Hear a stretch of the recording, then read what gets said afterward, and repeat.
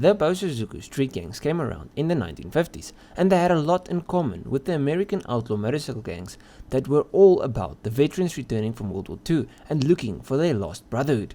At the start, all members were retired aviators who formed a motorcycle crew. Now, as time passed, the original founders retired and more of the youth joined. With all these new riders joining, the numbers grew and grew, with a peak of over 42,000 members. Now, Bōsōzoku wasn't one gang, but a whole bunch of different motorcycle gangs. In most of these gangs, violence and chaos was frowned upon, and it was considered immoral to cause harm to the members of the public. But this wasn't the case with all of them. When one group was threatened by another, it was a matter of life and death to defend your own. Violent turf wars, kidnappings, and even death were not uncommon. Now, the Bosozoku became famous for being mischief-loving wrongdoers, indulging in riot-like violence while evading police with their speedy Japanese bikes.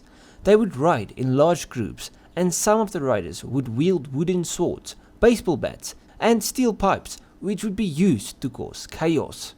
Now, some of them rode recklessly and purposefully clogged up streets, and they even blocked traffic and incited riots in tranquil neighborhoods. But, as they themselves like to mention, they weren't all bad. As a former Bosozoku gang leader reported, "One time, we helped a woman get her car out of a muddy ditch on the side of the road. Since there were so many of us, we lifted that thing back onto the road. We did a lot of good things too. It wasn't all bad stuff. A lot of it was just our young spirit." As for the bikes, where American bike clubs of the time rode Harley Davidsons and big choppers, the Bosozoku used run-of-the-mill 400cc motorcycles, and some of them were as small as 250cc's. The bikes featured very little engine mods. Most of them only had a loud exhaust.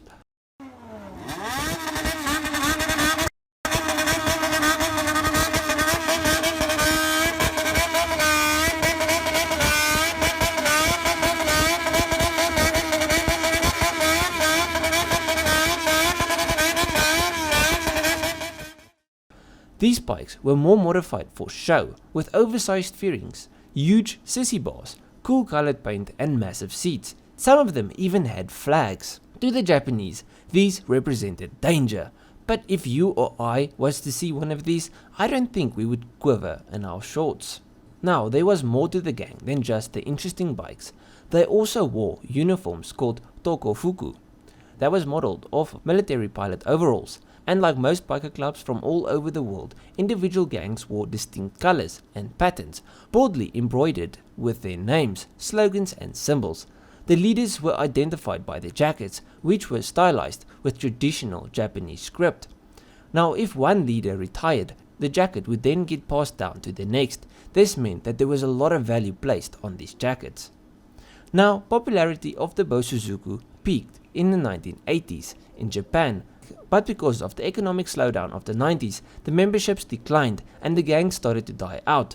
On top of this, a government-led crackdown beginning in 2004 left individual gangs and the culture as a whole all but decimated.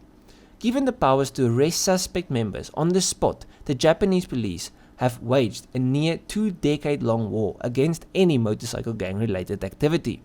The result is a very small motorcycle culture that is almost at an end. It is kept alive now only by a select few that love the bikes and the history behind it. Anyways, these days you do get cars that also fall under the Bosozoku style. They've got very interesting massive exhausts, and they're also just like more flamboyant. The cars aren't built for speed, they're just more show cars and bloody loud. This is how they look, and they are quite interesting. It's a unique part of the Japanese car culture. Let me know down below what you think of the Bosozoku motorcycles, the gangs, and what do you think of the cars that have taken this to the next step. Now, if you guys enjoyed this video, please leave a like and subscribe to the channel. I've got many more things on anything car related, so if you like cars, this is the place to be. I'll check you guys in the next one. Cheers, eh?